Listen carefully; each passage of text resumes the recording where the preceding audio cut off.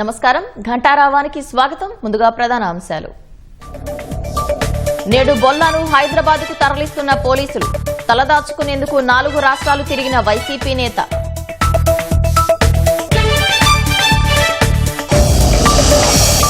TDP తరఫున రాజ్యసభ 3వ అభ్యర్థి ఎంపికపై వీడని ఉత్కంఠ. రేసులో విజయ్, వర్ల రామయ్య.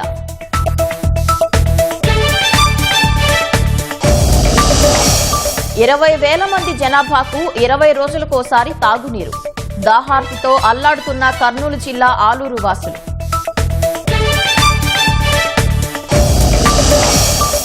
దేశ ఆర్థిక వ్యవస్థ పునాదులు పటిష్టంగా ఉన్నాయన్న ప్రధాని. 2025-26లో జీడీపీ వృద్ధి 7.7% నమోదు కావడంపై హర్షం. మధ్యప్రాచ్యంలో మరోసారి ఉద్రిక్తతలు. అమెరికా, ఇరాన్ పరస్పర దాడులు.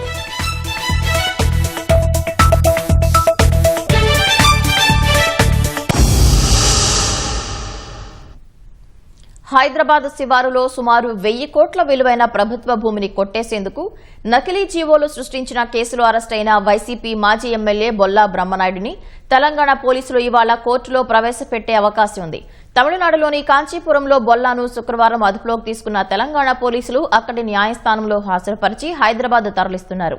రంగారెడ్డి జిల్లా గండిపేటలో 9 ఎకరాల 28 గుంటల ప్రభుత్వ భూమిని కొట్టేసేందుకు నకిలీ జీవోలు సృష్టించారంటూ కేసు నమోదవగానే బ్రహ్మనాయుడు అజ్ఞాతంలోకి వెళ్లారు. గత నెల 29న నరసరావుపేటలో వైసీపీ నిర్వహించిన ధర్నాలో పాల్గొన్న బొల్లా అదే రోజు ఈ కేసులో పోలీసులు 3 అరెస్టు చేసిన విషయం బయటకు రాగానే హైదరాబాద్ చేరారు. సెల్ ఫోన్ స్విచ్ ఆఫ్ చేసి ఒకరిద్దరు అనుచరులతో బెంగళూరుకు చేరుకుని అక్కడ బస చేసినట్లు తెలిసింది. అనంతరం కేరళ వెళ్లి రిసార్టులో గడిపినట్లు సమాచారం. ఆ తర్వాత తమిళనాడు చేరుకుని కాంచీపురంలో ఉండగా తెలంగాణ పోలీసులు పట్టుకున్నారు. తెలుగుదేశం తరపున రాజ్యసభ అభ్యర్థుల ఎంపికపై ఉత్కంఠ కొనసాగుతోంది. 3కి గాను 2 పేర్లు దాదాపు ఖరారైనట్లు తెలుస్తుంది. 3వ అభ్యర్థి ఎంపికపైనే స్పష్టత రావాల్సి ఉంది. ఎస్సీ లేదా బీసీ సామాజిక వర్గాల్లో ఎవరికి అవకాశం ఇవ్వాలనే అంశంపై అధినాయకత్వం కసరత్తు చేస్తున్నట్లు తెలుస్తోంది. రాష్ట్రం నుంచి ఖాళీ అయిన 4 రాజ్యసభ స్థానాల్లో 1 మిత్రపక్షం జనసేనకు కేటాయించిన తెలుగుదేశం మిగతా 3 చోట్ల అభ్యర్థుల్ని బరిలోకి దించనుంది. జనసేన లింగమనేని రమేష్ పేరును ప్రకటించగా టీడీపీ మాత్రం ఇంకా ఆ 3 ఎవరనేది తేల్చలేదు. ఆశావహుల చిట్టా చాంతాడంత ఉన్నవేళ చంద్రబాబు సుదీర్ఘ కసరత్తు చేస్తున్నారు. విశ్వసనీయ సమాచారం ప్రకారం భాష్యం రామకృష్ణ, సానా సతీష్ల అభ్యర్థిత్వాలు దాదాపు ఖరారైనట్లు తెలుస్తోంది. తెలుగుదేశం ప్రతిపక్షంలో ఉన్నప్పుడు పార్టీని అంటిపెట్టుకుని అన్ని విధాలా అండదండలు అందించడంతో రామకృష్ణ అభ్యర్థిత్వంపై చంద్రబాబు మొదటి నుంచి సానుకూలంగా ఉన్నారు. నిజానికి రామకృష్ణ 2024 ఎన్నికల్లో గుంటూరు లోక్సభ టికెట్ ఆశించారు. అప్పట్లో వివిధ సమీకరణాల వల్ల ఆయనకు అవకాశం దక్కలేదు. రాజ్యసభకు పంపుతామని అప్పట్లోనే నిర్దిష్టమైన హామీ లభించింది. ఆ మేరకు భాష్యం రామకృష్ణను రాజ్యసభకు పంపాలనే నిర్ణయానికొచ్చినట్లు తెలుస్తోంది. ఇక సానా సతీష్ 2024 డిసెంబర్ 13న ఉప ఎన్నికలో రాజ్యసభకు వెళ్లారు. ఆయన పదవీకాలం ఈ నెల 21తో ముగుస్తోంది. ఏడాదిన్నర మాత్రమే ఎంపీగా కొనసాగడంతో సానా సతీష్ కు కొనసాగింపు ఇవ్వాలని చంద్రబాబు నిర్ణయించినట్లు తెలుస్తోంది.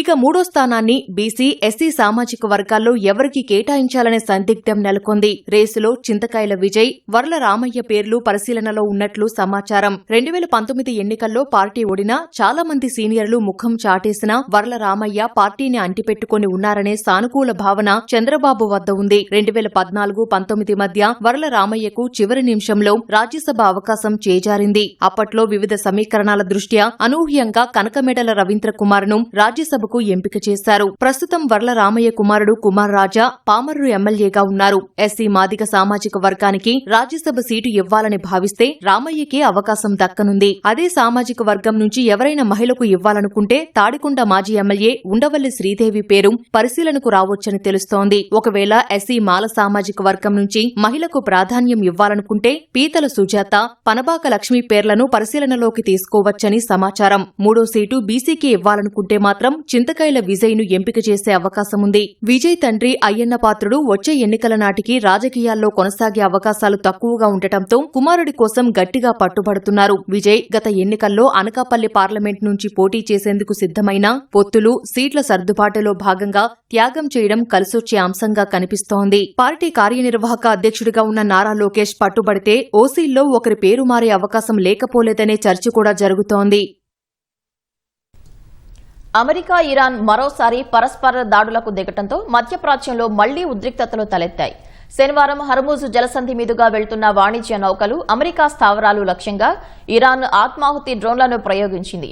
వెంటనే అప్రమత్తమైన యుఎస్ సెంట్రల్ కమాండ్ 4 ఇరాన్ డ్రోన్లను గాల్లోనే కూల్చివేసింది.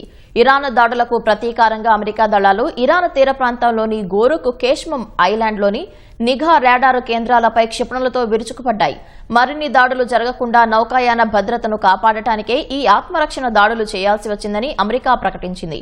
అటు అమెరికా అధ్యక్షుడు ట్రంప్ సంచలన వ్యాఖ్యలు చేశారు. అమెరికా దాడులతో ఇరాన్ సైన్యం పూర్తిగా నాశనమైందని ఎన్బీసీ న్యూస్ ఇంటర్వ్యూలో పేర్కొన్నారు. ఇరాన్ డ్రోన్ ఫ్యాక్టరీలు, మిసైల్ తయారీ కేంద్రాలు, లాంచింగ్ ప్యాడ్లను అమెరికా దళాలు ధ్వంసం చేశాయని ట్రంప్ స్పష్టం చేశారు.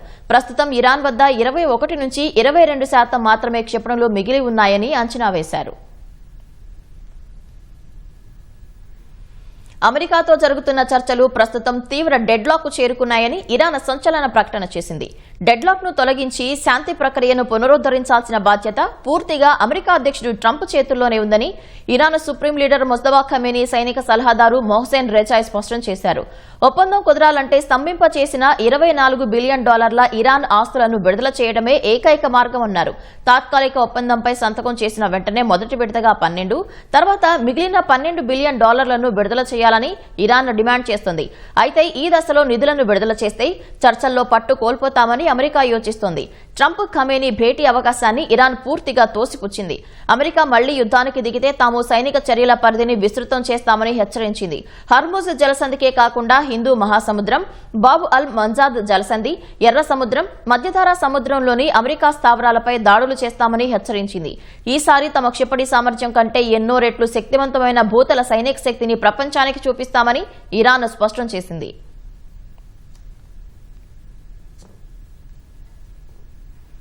తిరుమల శ్రీవారిని పలువురు ప్రముఖులు దర్శించుకున్నారు. వీఐపీ ప్రారంభ విరామ దర్శన సమయంలో మంత్రి టీజీ భరత్, తమిళనాడు సీఎం విజయ్ తల్లి శోభా చంద్రశేఖర్, రవితేజ కుమారుడు మహదన్, కుమార్తె మోక్షద వేర్వేరుగా స్వామివారి సేవలో పాల్గొన్నారు. టీటీడీ అధికారులు వారికి స్వాగతం పలికి దర్శన ఏర్పాట్లు చేశారు. ఆలయంలోకి వెళ్లిన ప్రముఖులు వెంకన్నను దర్శించుకుని మొక్కులు చెల్లించుకున్నారు. దర్శన అనంతరం రంగనాయకుల మండపంలో పండితులు ఆశీర్వచనం చేసి స్వామివారి తీర్థ ప్రసాదాలను అందజేశారు. దర్శనం బాగైంది. ఇరాన్ వారి నుంచి ఏం ఇష్యూస్ లేకుండా హ్యాపీగా ఉండాలనేదే మన రాష్ట్రం, మన దేశం బాగుండాలనేదే కోరుకున్నాం. ఎందుకంటే చాలా ఇష్యూస్ ఉన్నాయి. ఇరాన్ వారి నుంచి చాలా దేశాలు చాలా ఇష్యూస్లో పడినాయి. మన ఇండియా వచ్చి అక్కడ మోడీ గారు ఉండింది కాబట్టి ఏం ఇష్యూస్ లేకుండా ఇట్లే కొనసాగితే చాలా బాగుంటుందని దేవుని ప్రార్థించడం జరిగింది. தரிசனம் நல்லா இருந்தது. லாஸ்ட் நவம்பர்ல வரும்பொழுது நான் வேண்டிக்கிட்டு வந்தேன். அதே மாதிரி பெருமாள் நடத்தி கொடுத்துட்டாரு. பெருமாள் ஆசீர்வாதம். డాక్టర్ బిఆర్ అంబేద్కర్ కోనసీమ జిల్లా పి గన్నవరం మండలంలో అక్రమార్కులు రెచ్చిపోతున్నారు. ఎలాంటి అనుమతులు లేకుండా లంకల గన్నవరం, ఉడుముడి లంక గ్రామాల్లో ఇసుక, లంక మట్టిని తవ్వేస్తున్నారు. రాత్రి వేళల్లో టిప్పర్ల సహాయంతో తరలించేస్తున్నట్లు గ్రామస్తులు చెబుతున్నారు. అక్రమ రవాణాను అరికట్టేందుకు చర్యలు చేపట్టాలని అధికారులను కోరుతున్నారు. కలెక్టరేట్లో ఆయన సీనియర్ అసిస్టెంట్, వయసు 36 ఏళ్లే. పోగేసిన ఆస్తులు మాత్రం కళ్లు చెదిరిపోతున్నాయి. విలాసవంతమైన ఫ్లాట్లు, ఖరీదైన కార్లు, బంగారు నగలు, పొలాలు, ఇలా కోట్ల రూపాయల విలువైన స్థిర చరాస్తులు చూసి ఏసీబీ అధికారులే నోరెళ్లబెడుతున్నారు. నిన్నటి నుంచి చేస్తున్న సోదాల్లో ఇప్పటిదాకా 8 కోట్ల ఆస్తులు తేలగా తనిఖీలు ఇంకా కొనసాగిస్తున్నారు. వైసీపీ హయాంలో రెవెన్యూ రికార్డుల ట్యాంపరింగ్ జరిగిన సమయంలో ఆయనే రికార్డు ఇన్ఛార్జిగా ఉన్నట్లు తెలుస్తోంది. కాకినాడకి చెందిన సీనియర్ అసిస్టెంట్ చోడపరెడ్డి శివకుమార్ ఇంట్లో అవినీతి నిరోధక శాఖ అధికారులు చేస్తున్న సోదాల్లో అవినీతి గుట్టలు బయటపడుతున్నాయి. కలెక్టరేట్లో సీనియర్ అసిస్టెంట్, రికార్డ్ రూమ్ ఇన్ఛార్జిగా పనిచేస్తున్న శివరాం కుమార్ ఆదాయానికి మించి ఆస్తులు కూడబెట్టినట్లు ఆరోపణలు రావడంతో రాజమహేంద్రవరం రేంజ్ ఏసీబీ అధికారులు కేసు నమోదు చేశారు. ప్రత్యేక న్యాయస్థానం నుంచి 4 సెర్చ్ వారెంట్లు తీసుకుని శుక్రవారం ఉదయం నుంచి కాకినాడ, హైదరాబాద్లో 4 చోట్ల ఏకకాలంలో తనిఖీలు చేపట్టారు. కాకినాడలోని శివకుమార్, అతని మామ చింతల శ్రీనివాస్, సోదరి సుష్మా ఇళ్లతో పాటు కలెక్టరేట్లోని రికార్డు రూముల్లో సోదాలు చేశారు. శివకుమార్ దంపతుల పేరిట కాకినాడ, తెలంగాణలోని రంగారెడ్డి జిల్లాలో విలాసవంతమైన ఫ్లాట్లు, ఖరీదైన కార్లు, భారీగా బంగారం, వ్యవసాయ భూములున్నట్లు గుర్తించారు.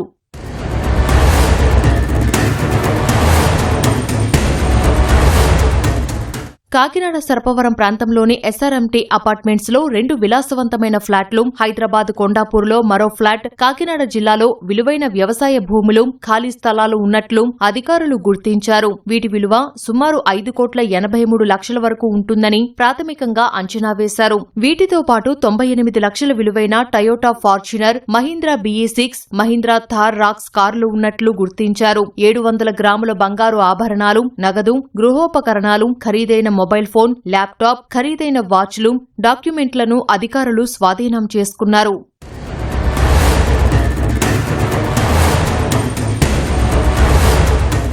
కాకినాడ జిల్లా రంగంపేట మండలం కోటపాడలో భార్య పేరు మీద 18.40 లక్షల విలువైన వ్యవసాయ భూమి, అదే గ్రామంలో 9,24,000 రూపాయల విలువైన మరో భూమి, కాకినాడ నగరం రామారావుపేటలో శివకుమార్ పేరు మీద 1,20,00,000 విలువైన 375 చదరపు గజాల ఖాళీ స్థలాన్ని అధికారులు గుర్తించారు. 1,50,000 విలువైన శాంసంగ్ ఫోల్డ్ 7 ఫోన్, 1,70,000 విలువైన ల్యాప్టాప్ స్వాధీనం చేసుకున్నారు. 9 ఏళ్లుగా శివకుమార్ కాకినాడ కలెక్టరేట్లో రికార్డు రూమ్ సెక్షన్లో విధులు నిర్వహిస్తున్నాడు. గత ప్రభుత్వ హయాంలో రెవెన్యూ రికార్డుల ట్యాంపరింగ్ జరిగిన సమయంలో ఈయనే రికార్డు రూమ్ ఇన్ఛార్జిగా ఉన్నట్లు సమాచారం. 3 ఏళ్ల క్రితం కాజులూరు మండలానికి రెవెన్యూ ఇన్స్పెక్టర్ గా బదిలీ చేశారు. అక్కడ విధుల్లో చేరి డిప్యూటేషన్ పై మళ్లీ పాత రికార్డు రూమ్ సెక్షన్లో వాలిపోయినట్లు తెలుస్తోంది. అక్కడి జనాభా 20,000కు పైనే. కానీ మంచినీళ్లు 20 రోజులకు ఒకసారి దిక్కు. వచ్చినప్పుడే జల ప్రసాదంలా కళ్లకద్దుకోవాలి. బ్యాంకుల్లో డబ్బు దాచుకున్నట్లు ఇంట్లో నీళ్లు భద్రపరుచుకోవాలి. డ్రమ్ములు డబ్బాల్లో నింపుకొని బొట్టు లెక్క పెట్టుకుని గంతు తడుపుకోవాలి. తాగునీటికి ఇంత కట్కట్లాడుతోంది ఏదో మారుమూల పల్లె కాదు, ఒక నియోజకవర్గ కేంద్రం. దశాబ్దాలుగా దాహార్తితో అల్లాడుతోంది కర్నూలు జిల్లా ఆలూరు. 20 రోజులకు ఒకసారి వస్తున్నాయి నీళ్లు. ఉప్పు నీళ్ళు తెచ్చుకుంటున్నాం మేము డ్రమ్ములకి నీళ్ళకి. 20 రోజులకి 15 రోజులకు వస్తాయి నీళ్లు. మా ఇంటికి వచ్చిన బంధువులు అందరూ బాంబే వాళ్ళు వెళ్ళిపోయినారు. ఏడుంటావు లేండి ఇక్కడ అనుకసని. వచ్చే బంధువులు కూడా రాకుండా అయిపోయినారు. వచ్చినా కూడా వాళ్ళ నీళ్లు మళ్ళీ వాళ్ళే బోర్ నీళ్ళు మోసుకోవాలా. స్కూల్కి రోజు లేట్ అవుతుంది సార్. ఇది కర్నూలు జిల్లా ఆలూరులో నీటి కోసం మహిళలు పడుతున్న వేదన. ఈ కష్టాలు రాత్రికి రాత్రే వచ్చి పడలేదు, దశాబ్దాలుగా శాపంలా వెంటాడుతున్నాయి. ఆలూరు పట్టణానికి 14 కిలోమీటర్ల దూరంలో బాపురం రిజర్వాయర్ ఉంది. అక్కడికి తుంగభద్ర జలాలు వస్తాయి. 3 దశాబ్దాల కిందట ఆలూరు జనాభా 4,000 ఉన్నప్పుడు అప్పటి అవసరాలకు సరిపడేలా చిన్నపాటి పైప్ లైన్లు వేశారు. ఇప్పుడు జనాభా 20,000కు చేరినా కొత్త లైన్లు వేయలేదు. పాత పైపులు కూడా శిథిలావస్థకు చేరాయి. వారానికి ఒక్కసారైనా నీరు వస్తే బాగుండంటూ మహిళలు కుళాయిల వైపు ఆశగా చూస్తున్నారు. 4 రోజులు వస్తాయి మంచినీళ్ళు అంతే. ఇంకా ఉప్పు నీళ్ళు మోసుకుంటాం మేము అన్ని డ్రమ్ములకి, తాయికి, కడవలకి అన్ని అవే తాగాల్సిందే. ఇంకా తప్పదు, మంచినీళ్ళు అంటే రావు కదా. వంట చేస్తే అన్నం ఎర్రగా వస్తుంది ఉప్పు నీళ్ళతో. ఎంత 8 రూపాయలు 10 రూపాయలు బిందె. వీటికి వస్తే 15 తీసుకుంటారు, అక్కడ పోతే 10 రూపాయలు తీసుకుంటారు. స్నానం చేసేది, వాడుకోవడానికి, బట్టలకి అన్ని ఉప్పు నీళ్ళే వాడతాం సార్. ఇక్కడ వాటర్ రావటం లేదు, చాలా ఇబ్బందిగా అవుతుంది సార్. మేము స్కూల్కి పోవడానికి కానీ స్నానం చేసుకొని పోవాలని కానీ వాటర్ లేదు సార్. రోజు యాడ్ వాటర్ వస్తే కానీ ఆడ పోయి తెచ్చుకోవాలి సార్. దయచేసి నీళ్ళు ఇడ్సండి కోరుతున్నాను సార్. మేము చదువుకుంటున్నాం కదా, అక్కడ నుంచి వచ్చినప్పుడు కూడా ఇక్కడ వాటర్ అనేది సరిగ్గా ఉండవు అనమాట. తాగడానికి కూడా సరిగ్గా ఉండవు వాటర్. కానీ అట్లనే అడ్జస్ట్ అవుతూ ఉంటాము. ప్రతి ఇంట్లో కూడా అదే ప్రాబ్లమే ఉంది. ఎక్కువ ఊర్లోకి వెళ్ళాలన్నా కూడా ఆలోచిస్తారన్నమాట వాటర్ కోసం అనేసి. స్కూల్కి పోవడానికి కానీ వాటర్ అమ్మ వాళ్ళు పెట్టడం లేదు సార్, వాటర్ రావడం లేదని. మేమే రోజు పోయి అక్కడ వాటర్ తెచ్చుకోవాలి సార్. బోర్ నీళ్ళు కుళాయికి 20 రోజులకు ఒకసారి 15 రోజులకు ఒకసారి వస్తుంది సార్. వారంకి ఒకసారి వాటర్ ఇడిస్తే బాగుంటుంది సార్. కొన్ని రోజుల తగల పురుగులు పడుతున్నాయి, దాంట్లో వడగొట్టుకుని తాగుతున్నాం మేము. చాలా ప్రాబ్లం పడుతున్నాయి అన్ని పిల్లలకి. ఇంక అంతే, ఇంక అవే దాపల అవి అయిపోతేనే పిల్లలు నీళ్ళు తెచ్చుకుంటాం తాగుతాం సార్. నీళ్ళు గురించి ఎవరు పట్టించడం లేదు మా ఊర్లో. ఓ ఇంట్లో 40 బిందెలు 30 బిందెలు 4 డ్రమ్ములు 5 డ్రమ్ములు ఉన్నాయి. వచ్చిన కాడ పట్టుకుంటాము, అవే వడపోసుకుంటాం తాగుతాం. అయిపోయిన కొద్దిలా పిల్లలు నీళ్ళు తెచ్చుకుని తాగుతాం.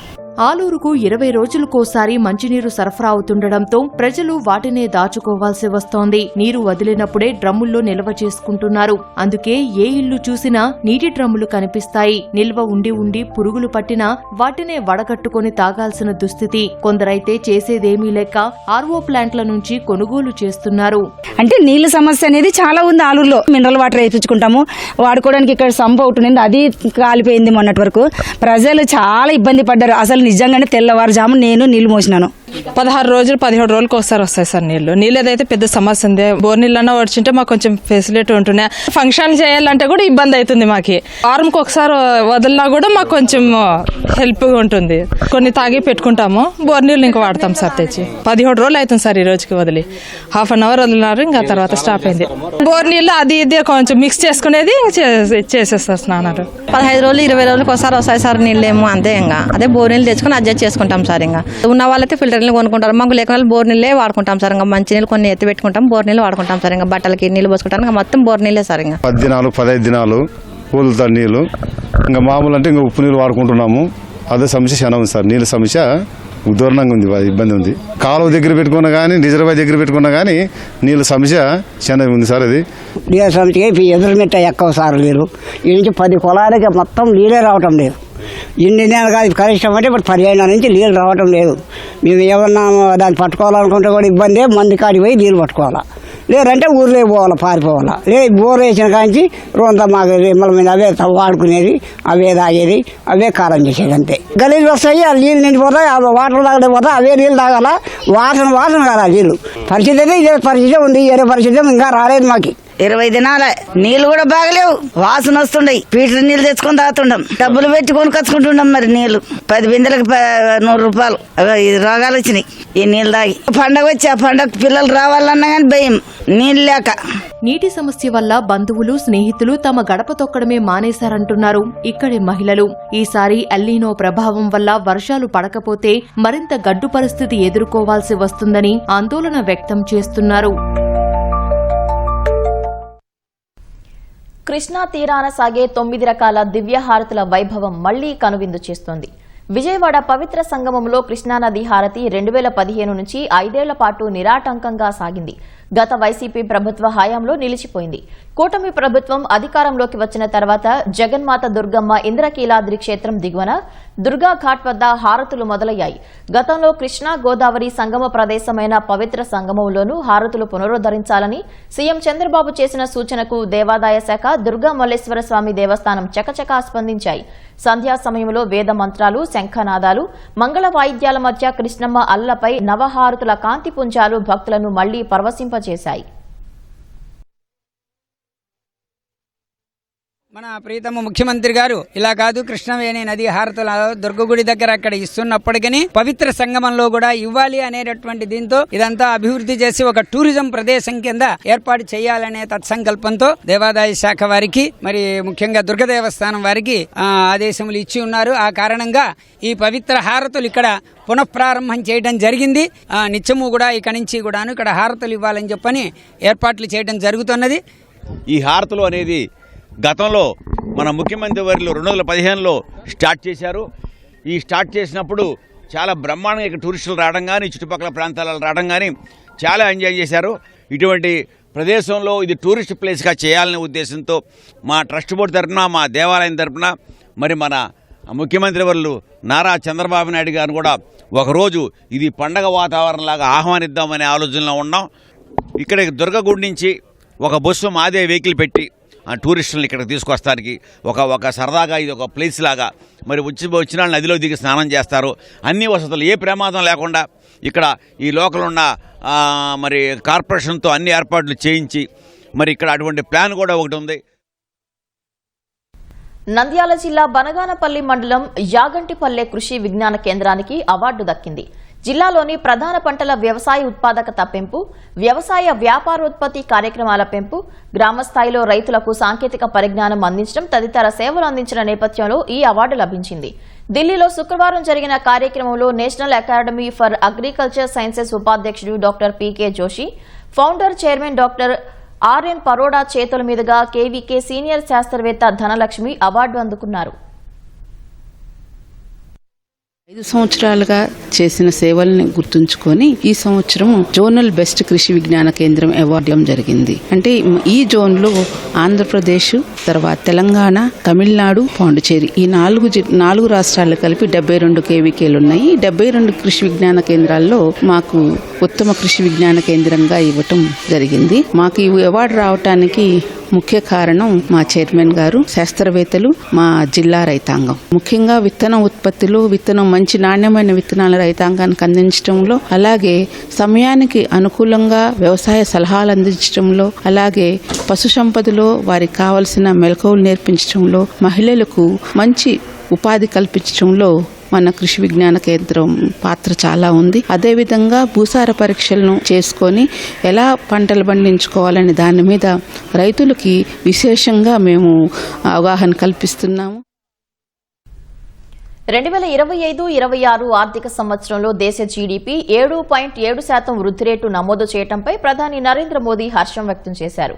ఈ అద్భుతమైన గణాంకాలు భారత ఆర్థిక వ్యవస్థ పునాదులు ఎంత పటిష్టంగా ఉన్నాయో ప్రపంచానికి చాటి చెప్పాయన్నారు. కేంద్ర పాలిత ప్రాంతం దమన్లో 3,000 కోట్ల విలువైన ప్రాజెక్టులను మోదీ ప్రారంభించారు. ఈ సందర్భంగా ప్రసంగించిన మోదీ, కోవిడ్, యుద్దాలు, ఇంధన సంక్షోభాలతో ప్రపంచం కొట్టుమిట్టాడుతుంటే 140 కోట్ల మంది సమష్టి కృషితో భారత్ ప్రపంచంలోనే వేగంగా వృద్ధి చెందుతున్న ప్రధాన ఆర్థిక వ్యవస్థగా అవతరించిందని పేర్కొన్నారు. రిఫార్మ్, పర్ఫార్మ్, ట్రాన్స్ఫార్మ్ మంత్రంతో భారతదేశం శరవేగంగా ముందుకు సాగుతుందన్నారు. అదే సమయంలో కాంగ్రెస్ పై విమర్శలు గుప్పించిన ప్రధాని, కర్ణాటకలో కాంగ్రెస్ ప్రభుత్వంపై ప్రజల్లో విపరీతమైన ఆగ్రహం వ్యక్తమవుతుందని తెలిపారు. ఆ ప్రజా వ్యతిరేకత తట్టుకోలేకే సిద్దరామయ్యను తప్పించి డీకే శివకుమార్ ను ముఖ్యమంత్రిగా చేయాల్సి వచ్చిందని మోదీ ఎద్దేవా చేశారు. आज जो आंकड़े आए हैं उन आंकड़ों से साफ है कि भारत की अर्थव्यवस्था की नींव कितनी मजबूत है.